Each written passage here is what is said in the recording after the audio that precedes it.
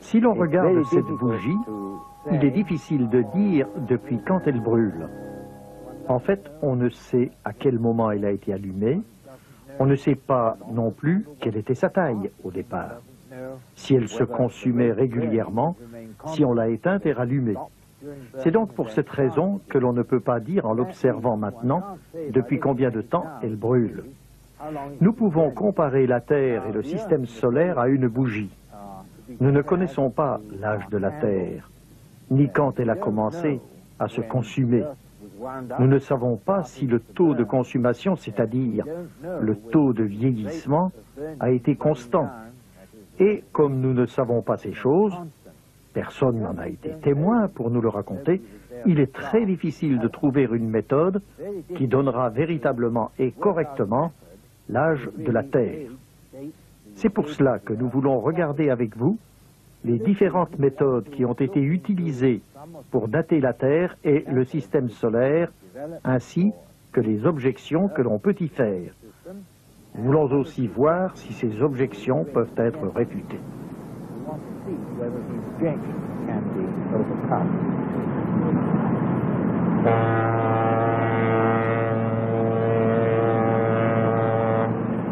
Voici un paysage typiquement hollandais.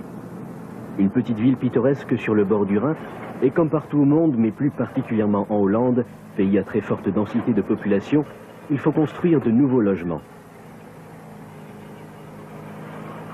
C'est alors que nous avons découvert quelque chose en creusant les fondations. Nous découvrons de vieux objets.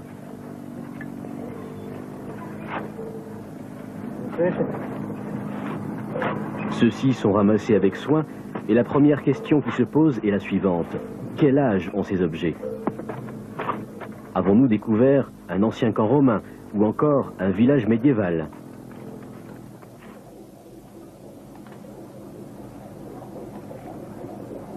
Quel âge ont ces morceaux de bois? C'est le laboratoire spécialisé pour la datation à l'université de Groningen qui s'occupera de cela. Ils utiliseront d'ailleurs la méthode de datation au carbone 14, aussi appelée méthode au radiocarbone. Prix Nobel et inventeur de ce procédé, le professeur Willard Libby, qui est évolutionniste, nous explique cette méthode.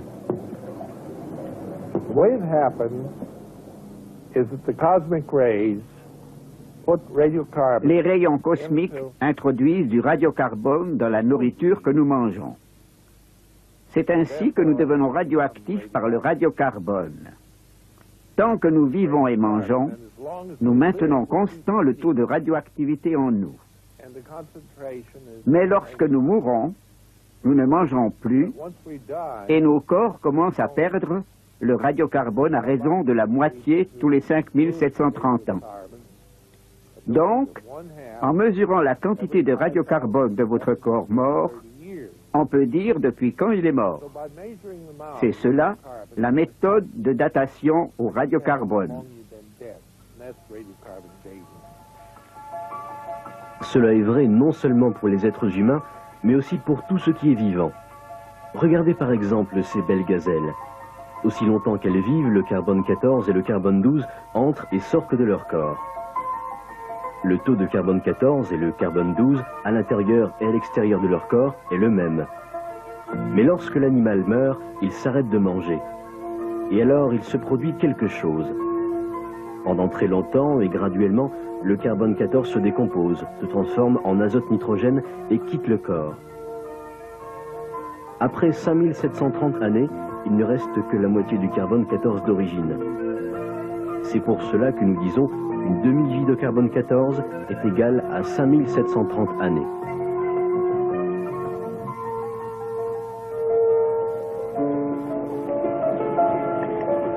Voici comment cela se passe au niveau technique.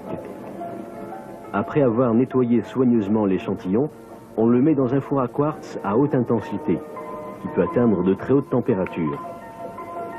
Là, le bois est complètement brûlé, afin d'en isoler les gaz. Parmi ces gaz, bien sûr, il y a le carbone 14. Après la combustion, donc, les gaz sont filtrés par un système compliqué de tubes et de liquides afin de séparer le dioxyde de carbone des autres gaz.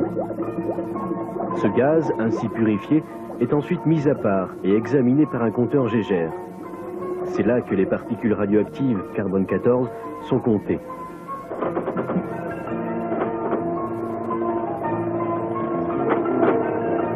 Ensuite, un ordinateur calcule l'âge de l'échantillon. Au fait, notre échantillon en question s'est révélé provenir d'un ancien camp romain de 200 ans avant Jésus-Christ. Partout dans le monde, les archéologues ont utilisé le carbone 14 afin de déterminer l'âge approximatif de leur découverte. Le carbone 14 est une méthode très pratique pour les travaux archéologiques, surtout si les restes ne sont pas très anciens. L'expérience a montré que la méthode du carbone 14 est loin d'être parfaite. Il y a des variables très importantes qui ne sont pas encore compréhensibles. Malheureusement, cette méthode donne quelquefois des résultats inexacts.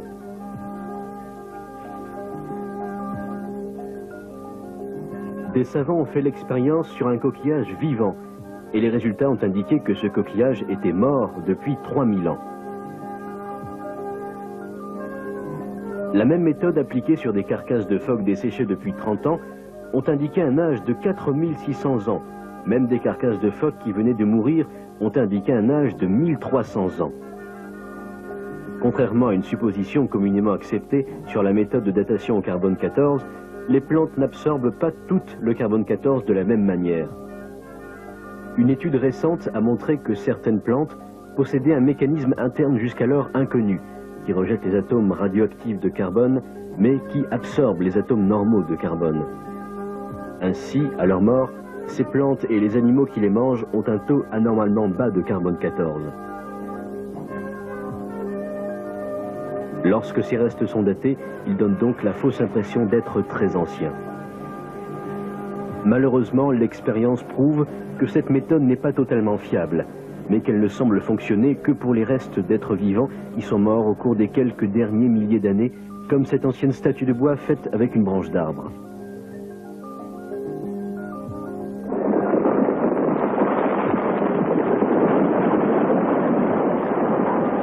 Quelle méthode les évolutionnistes utilisent-ils pour essayer de dater les minéraux et pierres qu'ils supposent avoir des millions ou même des milliards d'années? Qu'en est-il de ces magnifiques montagnes suisses et de leur formation? Mis à part la méthode de datation au carbone 14, il existe bien sûr d'autres méthodes de datation par la radioactivité. On peut utiliser la méthode du carbone 14 qui se décompose en du nitrogène 14. On peut utiliser la méthode du potassium-argon où le potassium se décompose en argon. Et on peut aussi utiliser la méthode à l'uranium-plomb. Ce sont là les trois méthodes principales de datation radioactive.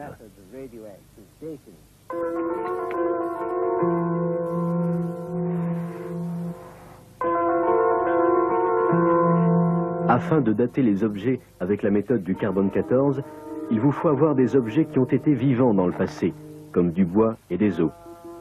Les trois autres méthodes dont le professeur a parlé utilisent des matériaux inorganiques et inertes, comme des rochers et des pierres volcaniques.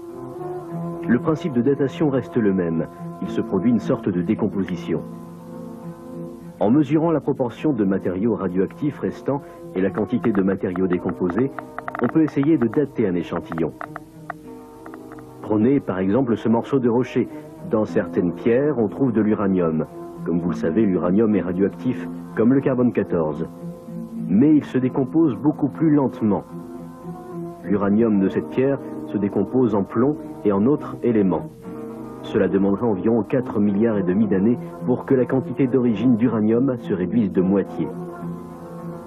Pendant que ces procédés chimiques compliqués se produisent, de l'hélium se forme.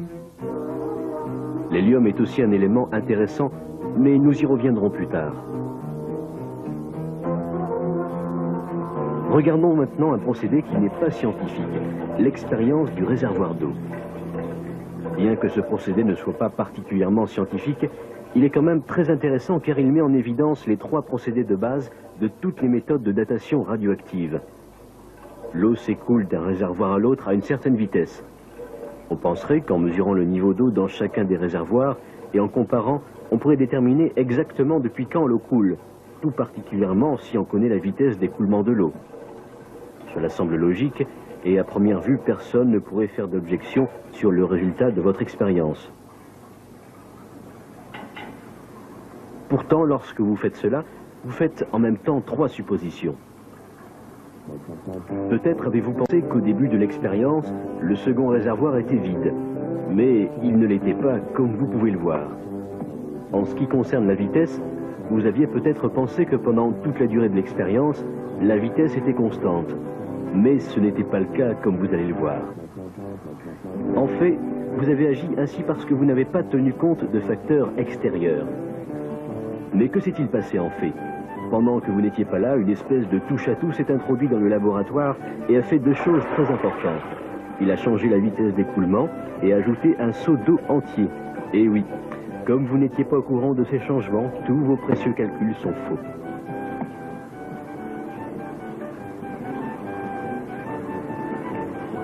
La vitesse présente d'écoulement est plus lente que vous ne le pensiez. Le second réservoir était déjà à moitié plein et ce touche-à-tout a non seulement changé la vitesse d'écoulement, mais a aussi ajouté un seau d'eau.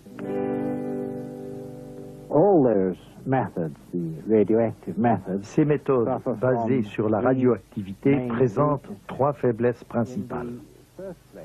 Tout d'abord, on ne sait jamais quelle quantité de substances radioactives existait au départ. Et, comme vous l'avez vu avec l'expérience des réservoirs d'eau, à moins de connaître la quantité au départ, vous ne pouvez pas en théorie calculer depuis quand le processus a commencé, et donc, pour un échantillon quelconque, calculer son âge. C'est la première difficulté rencontrée dans toutes ces méthodes. La deuxième difficulté est, comme vous l'avez aussi vu, lors des expériences des réservoirs d'eau, que les taux de décomposition, les taux de dégradation radioactive doivent demeurer constants. S'ils changent, alors bien sûr, vous ne pouvez pas du tout dater votre échantillon. Nous avons des preuves claires que le taux de dégradation radioactive peut varier. Maintenant, il n'y a aucune garantie que le taux de dégradation radioactive ait toujours été constant. De nombreux isotopes radioactifs ont montré des variations dans leur taux de dégradation. Le docteur Robert Gentry de la Commission pour l'énergie atomique des laboratoires d'Oak Ridge a prouvé récemment que le taux de dégradation radioactive avait aussi varié dans le passé. La dégradation radioactive qui a lieu dans les minéraux cristallisés fait apparaître de minuscules cercles concentriques de décoloration appelés halos de radiation. Des variations dans les diamètres de ces cercles indiquent clairement que les taux de dégradation ont changé dans le passé. Si nous n'avons pas un taux de dégradation absolument constant, nous ne pouvons pas faire confiance à la datation par la radioactivité. Alors, la troisième difficulté de la méthode est la suivante. La concentration des différentes parties du système radioactif doit demeurer constante pendant toute l'expérience. Si vous ajoutez du carbone 14 pendant l'expérience, l'échantillon apparaîtra beaucoup plus jeune que si vous en enlevez.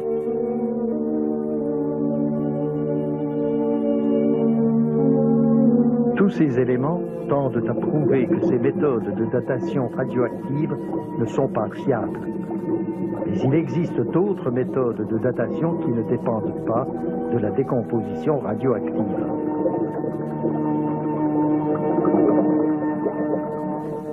Nous avons déjà vu que pendant le processus de décomposition qui transforme l'uranium en plomb, de l'hélium s'échappe dans l'atmosphère. Le docteur Melvin Cook de Salt Lake City, nominé pour le prix Nobel, étudie ce gaz, l'hélium. L'hélium est quelque chose de très intéressant. Il est présent dans l'atmosphère à la quantité de 1 million de milliards de grammes. Cependant, cette quantité est faible si on la compare à la quantité qui serait dans l'atmosphère si tout l'hélium qui est généré dans la Terre et qui sort de l'écorce terrestre devait s'accumuler dans l'atmosphère et si la Terre était aussi âgée que les évolutionnistes le disent.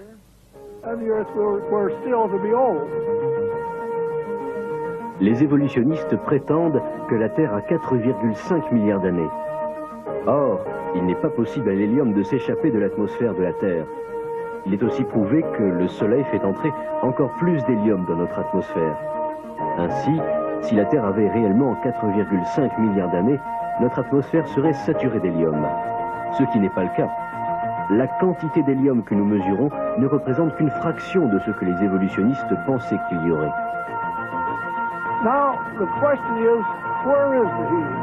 La question que nous posons est la suivante. Où est l'hélium? Si la Terre avait des milliards d'années d'existence, alors, comme je l'ai dit, l'hélium aurait saturé l'atmosphère 1 million de fois plus que ce que nous avons aujourd'hui. En fait, nous avons étudié cette question. On avait l'habitude de dire, voyons, la Terre est vieille et l'hélium sort de l'atmosphère. Il sort simplement. On a appelé ça une exosphère. On a dit que l'hélium, en fait, sort tout simplement de l'atmosphère terrestre. Lorsqu'un physicien chimiste étudie ceci, on peut dire qu'il a autorité en la matière. Il peut dire si cela est vrai ou non. J'ai examiné aussi ce phénomène vers 1955. Là, j'ai découvert qu'il n'y avait aucune chance pour que l'hélium puisse quitter l'atmosphère. Aussi ai-je posé la question, où est donc cet hélium radiogénique? La réponse semble être que la Terre n'est pas si vieille que ça. Selon les calculs du Dr Cook, l'âge de la Terre se situe en fait entre 10 et 15 000 ans. Pendant des siècles, des navires ont cherché leur chemin sur des océans qui semblaient sans fin. Pendant les quelques dernières centaines d'années, ils ont utilisé un instrument bien connu pour se diriger, la boussole. L'aiguille de la boussole indique toujours le nord magnétique. Cela parce qu'il existe un champ magnétique tout autour de la Terre. Nous savons que ce champ magnétique se dégrade. Tous les 1400 ans, sa force est réduite de moitié. Aussi, lorsque nous remontons de 1400 ans dans l'histoire, le champ magnétique était 2 fois plus fort qu'aujourd'hui. Il y a 1400 ans avant cela encore, le champ magnétique était 4 fois plus fort qu'aujourd'hui, etc., etc. Le professeur Thomas Barnes, physicien de l'université de El Paso, conclut.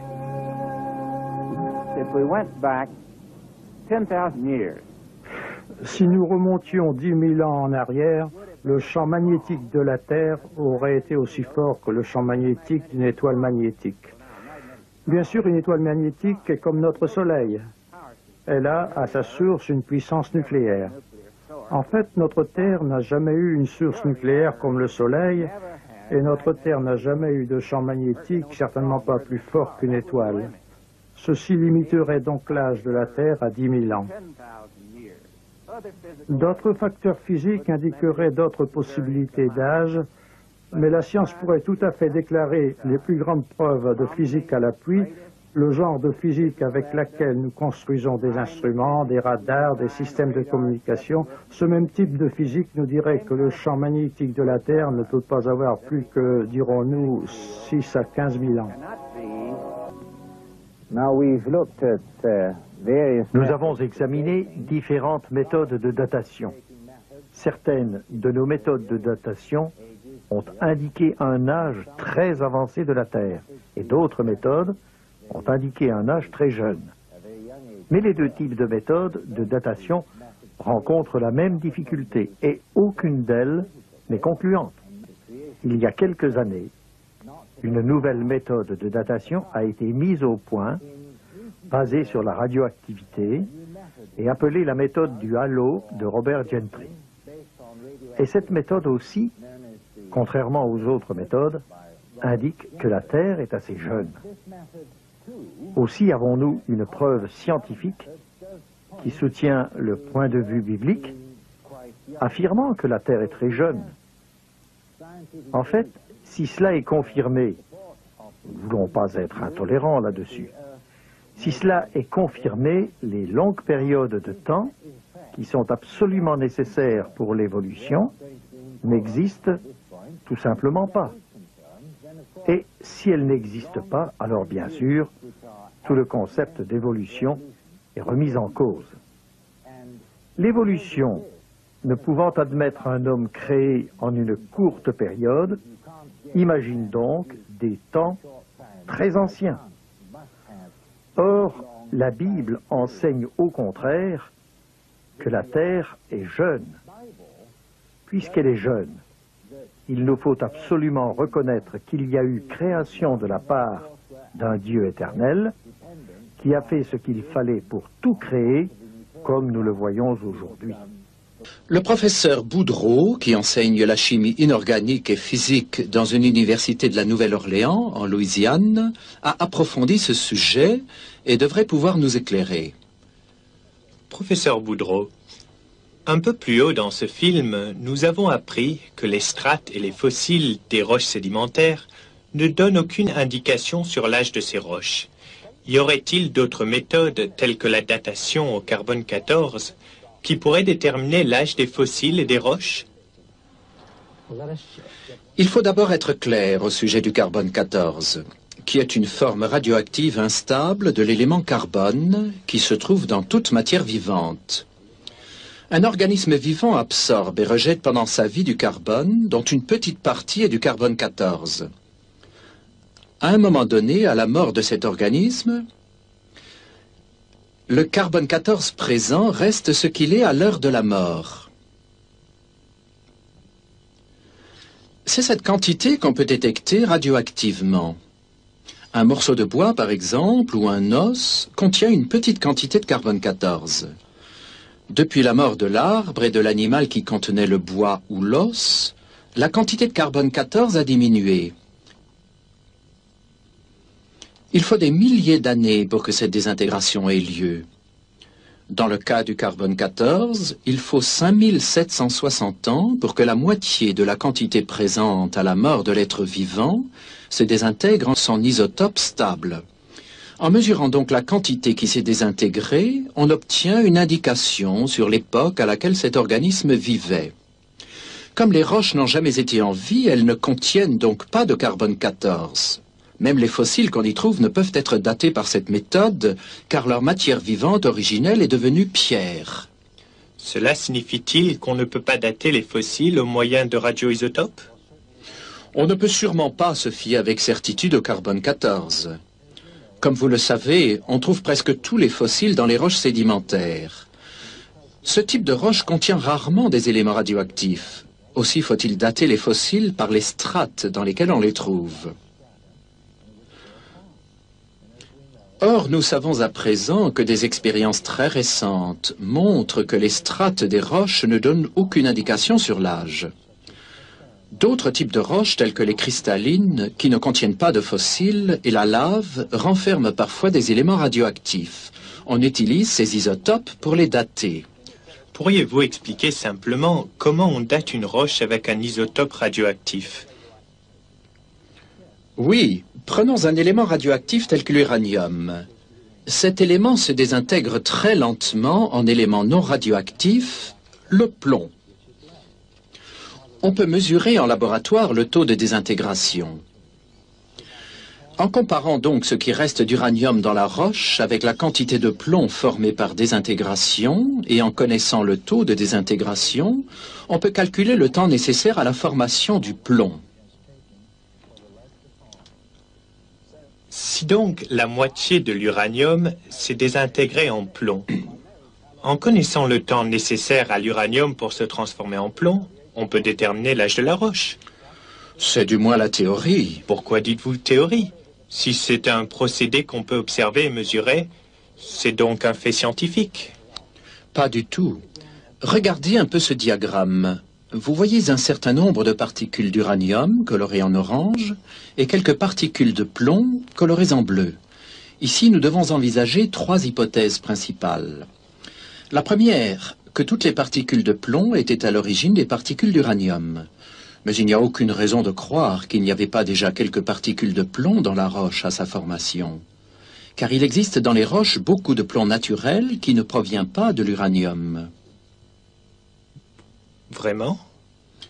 Oui, prenons le cas extrême inverse. Si à l'origine cette roche contenait de l'uranium radioactif et pas de plomb, alors le plomb qui apparaîtrait par désintégration de l'uranium permettrait une mesure assez exacte de l'âge de la roche. Mais il faut admettre un cas plus vraisemblable, c'est qu'il y avait un peu de plomb lors de la formation de la roche, aussi son âge est-il moindre que celui qu'on mesure. Il y a aussi le problème des fuites dues à la solubilité. Cela peut-il arriver? Bien sûr.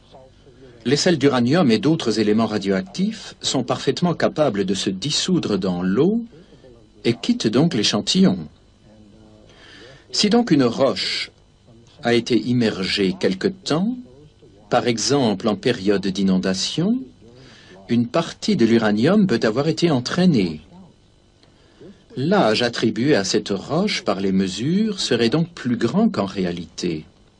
Mais il existe sûrement d'autres éléments radioactifs plus fiables que l'uranium. Eh bien, il y a aussi d'autres éléments radioactifs tels que le thorium, le strontium et le rubidium, ainsi que le potassium. Mais on ne peut s'y fier davantage qu'à l'uranium. Les sels de ces éléments sont encore plus solubles que ceux de l'uranium. Une inondation affectant toute la Terre aurait donc pu fausser toutes ces méthodes? Absolument. Tenez, je vais vous donner un exemple de l'effet de l'eau sur la datation radioactive. Il y a moins de 200 ans a eu lieu l'éruption du volcan Kilauea à Hawaï. Un morceau de lave de cette éruption, qui avait séjourné dans l'eau, a été daté récemment par la méthode du potassium-argon.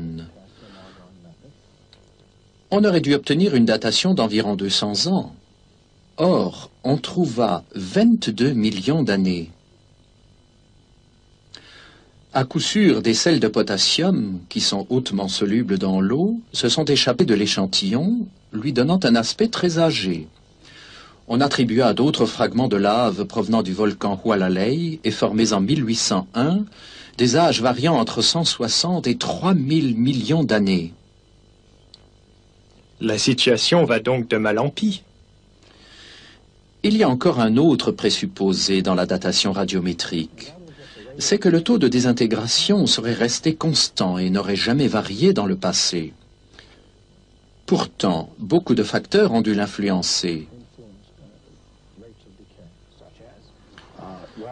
Ainsi, la production de neutrinos par le rayonnement cosmique a pu être augmentée à la suite d'un renversement du champ magnétique terrestre ou de l'explosion d'une supernova. La science a déclaré que ces événements ont eu lieu dans le passé. Ils ont pu avoir un effet certain sur le taux de désintégration radioactive. Si l'on ne peut se fier à la datation radiométrique, de quels autres moyens dispose-t-on? De nombreux processus naturels indiquent pour la Terre un âge relativement jeune. Si par exemple la diminution du champ magnétique terrestre avec le temps s'avère un fait clairement établi, cela tendrait à prouver que la Terre est jeune plutôt que vieille.